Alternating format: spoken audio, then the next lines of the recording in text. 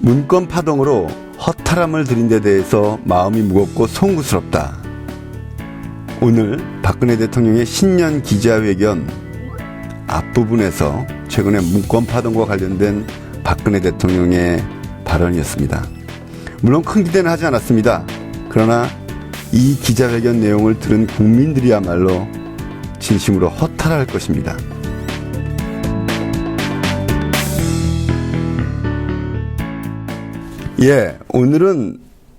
오늘 있었던 박근혜 대통령 기자회견에 대한 몇 가지 촌평, 그리고 지난 주말에 저도 참여했었습니다만 우리 당의 총선 캠프 준비 워크샵 이야기, 그리고 지난 일요일 탈당 그리고 신당 참여를 발표했던 정동윤 전 새정치연합 상임 고문의 부상에 대한 이야기 나눠보도록 하겠습니다.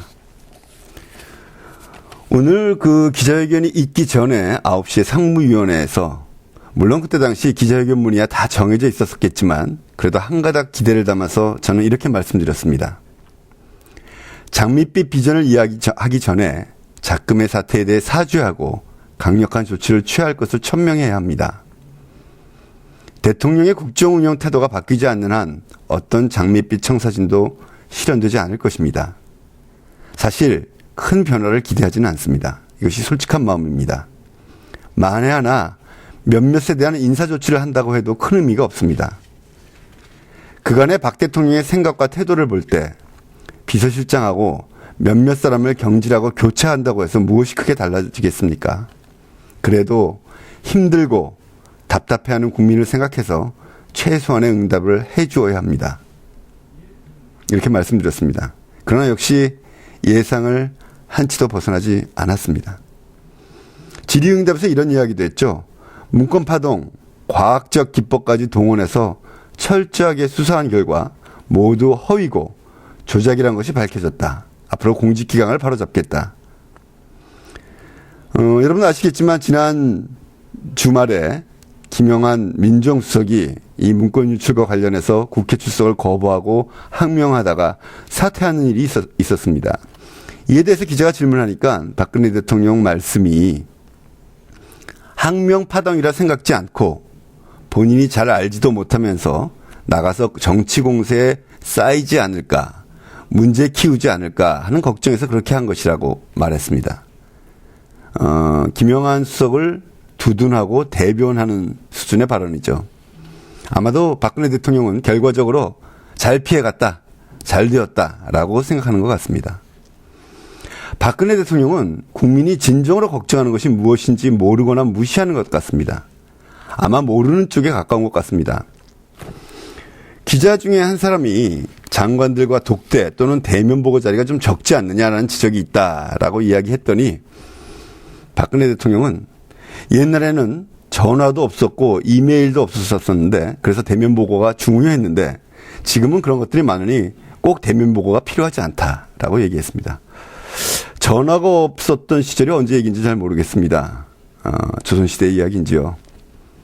우리가 대면 보고를 이야기하는 것은 얼굴 보라는 뜻이 아니라 세월호 때같이 예를 들면 그런 긴박한 상황의 경우에 서로 얼굴 맞대고 충분히 논의하고 조언을 들어서 결정하라는 뜻입니다. 지난 항명 사태, 대한민국 건국되고 한 번도 일어난 적이 없는 초유의 사태입니다. 청와대가 자신조차 관리하지 못할 정도로 망가진 상황에서 국정을 제대로 관리할 수 있을지, 만일 세월호 같은 일이 다시 벌어진다면 그 상황에 청와대는 대응할 수조차 있을지 국민은 불안하고 또 의문을 가지고 있는 것입니다. 이 사태의 책임은 민정수석 개인이 아니라 박근혜 대통령에게 있습니다. 대통령이 서민의 고통에 대한 공감 능력이 마비되고 측근들의 무한 충성 경쟁에만 국정을 맡기며 또한 그들 측근을 보호하는 데만 급급했던 것이 오늘의 사태를 불러일으켰습니다. 이제 우리 당 박근혜 대통령께 기대했던 마지막 최소한의 기대 접어야 할 것 같습니다. 이런 식이라면 박근혜 정권은 급속도로 몰락해 갈 것이고 레임덕은 파괴적으로 다가오게 될 것입니다. 지난 금요일 계룡산에서 열린 우리 당 총선 캠프 준비 워크숍에서 중앙당이 제시하고 함께 결의한 것입니다. 총선 캠프는 내년에 있을 총선을 미리부터 선제적으로 준비하고 선제적으로 투자하겠다는 것입니다. 미리 후보 예상자를 선정하고 함께 공부하고 지금부터 활동을 시작하자. 또 서로의 활동을 공유하고 그 활동을 중앙당이 지금부터 지원해 나가겠다. 이런 계획을 설명하고 함께 토론하는 자리였습니다. 당초에 1년이나 남았는데 출마라는 것이 쉽지 않은 일인데 얼마나 오실까 걱정했습니다. 그런데 출마를 고민하고 또 주변으로부터 권유받고 있는 분들과 총선을 준비하고 이끌어갈 시도당 위원장과 실무자들 약 120명 정도가 앉을 자리가 없을 정도로 성황을 이루었습니다. 마지막에는 40여 명이 넘는 분들이 이 워크숍 참여 신청서를 냈습니다. 예상 밖이었습니다. 국회의원 지역구 수가 246개입니다. 물론 앞으로 선거제도의 개편에 따라 달라지겠지만 246개 중에 100개의 지역구에 후보를 내겠다는, 우리는 제3당으로서 반에 가까운 후보를 내겠다. 지금부터 준비하고 출마자를 확대해 나가면서 올해 말 12월 달에 예비 후보 등록 때 100명을 등록시키겠다는 결의를 하는 자리였고 또 그 가능성을 확인한 자리였습니다. 정당이 같은 꿈을 꾸는 사람들의 모임이라면, 그리고 권력을 통해 세상을 바꾸겠다면 선거에 나갈, 특히 국회의원 선거에 나갈 후보들이 필요합니다. 일정한 규모도 되어야 하고요. 훈련되고 검증된 능력 있는 후보이어야 하고, 무엇보다도 같은 지향을 가진 하나의 팀으로서 팀워크를 갖춘 후보단이 되어야 합니다.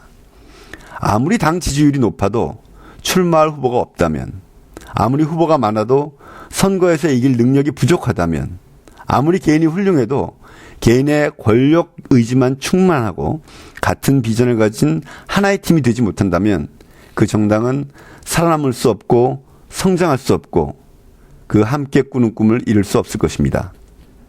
앞으로 여러분들 지켜봐 주십시오. 후보 예상자들 있죠, 아직은. 을 격려하고 응원하고 또 질책해 주시기 바랍니다. 여러분들이 바로 좋은 후보를 만들고 내보내는 주인임을 잊지 마시기 바랍니다. 2월부터 프로그램이 본격적으로 가동되기 시작할 것입니다. 세 번째 이야기입니다. 지난 일요일 정동영 새정치민주연합 상임고문이 새정치민주연합을 탈당해서 국민모임에 합류할 것이라고 밝혔습니다. 정동영 고문이 더 큰 고민 끝에 새로운 길에 나서기를 결심한 만큼 좋은 결과가 있기를 바랍니다. 아울러 더 큰 진보를 위해서 머리를 맞댈 만한 비전을 제안해 주시기를 기대해 봅니다. 지난번에도 말씀드렸습니다만 새로운 정당에 대한 움직임이 일어나고 있습니다. 그 새로운 정당에 대해서 관심을 갖고 있는 그룹을 한 4그룹 정도는 나눠볼 수 있죠. 하나는 내부에서 이제 통합을 둘러싸고 선거가 진행되고 있습니다만 노동당, 그리고 노동정치연대 등을 비롯한 노동정치 세력, 그리고 잘 아시는 국민모임, 정동영 세력 등입니다. 우리 당원들도 우리 당의 운명과 관계된 일이기 때문에 정말 초미의 관심을 가지고 지켜보고 계십니다. 말미에 말씀드리겠지만 당의 입장을 정리해가는 중입니다. 이와 관련해서 저희가 먼저 부탁한 게 아니고요. 부천의 청년당원 강현구 당원이 자신이 제안하고 싶은 게 있다, 이렇게 연락을 해왔습니다. 오늘 그 강현구 당원의 얘기를 한번 들어보려고 합니다. 미리 말씀드리지만 당의 공식 입장과는 무관하고 앞으로 이 통합 재편 문제에 대해서도 그렇고 다른 어떤 문제든지 여러분들이 나도 발언할 기회를 달라 신청을 게시판에 남겨주시면 저희가 좀 봐서, 너무 많으면 안 되니까요, 봐서 미리 녹음을 한다든지 하는 방식으로 여러분들의 의견을 듣는 기회를 갖도록 하겠습니다. 자, 우리 강현구 당원의 목소리 들어보시죠. 안녕하십니까 대표님, 안녕하십니까 당원 여러분. 저는 경기도 부천에 살고 있는 대학생 당원 강현구라고 합니다. 오늘 저는 진보 재편에 대해서 정의당에 더욱 적극적인 행보를 요청하고자 인터뷰를 하게 되었습니다. 어제 새정치연합에 정동영 고문이 탈당했습니다. 최근 노동당은 당대표 선거 중입니다. 이러한 움직임들에 대해 정의당은 신중하게 지켜보겠다 밝혔으나 저는 더욱 적극적인 움직임이 있어야 한다고 생각합니다. 진보재편은 거역할 수 없습니다. 정의당 단독으로 내년 총선 승리가 불가능하기 때문입니다. 진보정당 실험들의 실패로 당원들의 열정과 사기가 땅을 치고 있습니다. 정당 지지율이 매우 낮습니다. 이 상황에서는 후보로 출마하고자 하는 이들이 거의 없을 것입니다. 다른 진보 세력과 함께하는 진보재편은 거역할 수 없다고 생각합니다. 정의당은 진보 진영에서 가장 큰 정당입니다. 자신감을 가져야 합니다. 진보재편의 소극적인 움직임으로는 정의당을 지키기 어렵다 생각합니다. 노동당과 가까운 김세윤 교수가 리더격 역할을 국민 모임에서 하는 것으로 봤을 때 정의당을 염두하여 최종적으로 새로운 진보정당을 만들려고 할 것입니다. 지금 바라보기만 한다면 국민 모임은 정동영 고문을 시작으로 다른 정치인과 노동계, 시민사회를 더욱 포괄하여 우리가 협상하고자 할 것입니다. 그때는 우리의 힘이 상대적으로 더 불리한 상태로 협상하게 될 것입니다. 어차피 피할 수 없는 진보재편에 적극적으로 합류해야 정의당을 지킬 수 있습니다. 대한정당의 탄생은 국민들의 염원입니다. 이 염원을 주도한다면 국민들은 정의당을 더욱 지켜보고 신뢰할 것입니다. 그러면 정의당이 재편 속에서 탄생한 정당에서 주요한 힘을 갖게 될 것입니다. 야권연대가 시민들의 요구일 때 야권연대 협상에 타결되자 관악을 이정희 후보의 지지율이 3위에서 1위로 상승했습니다. 대한정당의 탄생을 주도할수록 국민들은 정의당 출신들을 더욱 지지할 것입니다. 과거 통합진보당의 실패 때문에 진보재편에 주춤하게 되는 이들도 있을 것이라 생각합니다. 하지만 오히려 그러므로 지금부터 더욱 적극적으로 행보를 해야 한다고 생각합니다. 당시 통합진보당은 총선을 앞두고 갑작스럽게 창당되었습니다. 그러므로 창당 이후 있을 위험적 요소에 대한 고민이 부족한 상황에서 창당되었습니다. 그러므로 창당 이후에 대형 사고가 났던 것입니다. 지금 신중하게 바라만 보고 있다가 똑같이 통합진보당 창당 때처럼 급작스럽게 당을 만들다면 그 당은 다시 같은 일을 겪을 수밖에 없습니다. 정의당 구성원들이 과거에 대형 사고를 겪은 경험 때문에 집단적 트라우마를 갖고 있는 것 같습니다. 과거 비행기 사고를 겪었다가 겨우 생존한 한 비행사의 이야기를 TV에서 접한 적이 있습니다. 그런데 그 비행사는 그 사고에 트라우마가 있음에도 다시 비행기를 조종하고 있었습니다. 그가 잘하는 것, 좋아하는 것이 비행기 조종이기 때문이었습니다. 우리도 대형 사고를 당했지만 결국 우리 정의당은 정치를 해야 됩니다. 정치라는 것이 국민들의 뜻을 모아 세상을 바꾸는 것 아니겠습니까? 국민들이 대한정당의 출현을 바라고 있으니 거기에 당연히 응답하는 것이 정의당의 임무라고 생각합니다. 정의당은 국민 모임, 노동당보다 더 크고 인기도 많기 때문에 굳이 두려워할 필요가 없습니다. 자신있게 나서서 국민들의 요구에 따라 대한 세력이 되도록 노력해야 된다고 생각합니다. 들어주셔서 감사합니다. 안녕히 계십시오.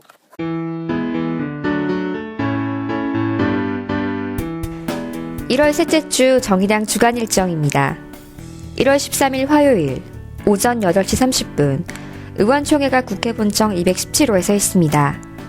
1월 14일 수요일 오전 10시 패션업계 청년 노동 착취 규탄 기자회견이 한국패션디자인연합회에서 있습니다. 1월 15일 목요일 오전 10시 당대표 신년 기자회견이 의원회관 간담회실에서 있습니다.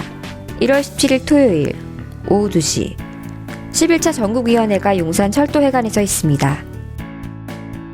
오늘 박근혜 대통령의 신년 기자회견이 있었습니다. 안 그래도 팍팍한 현실에 다들 힘드실 텐데 신년 기자회견을 듣고 나니 가슴이 더 답답해져 옵니다. 이상 원행전객실 곽고은이었습니다.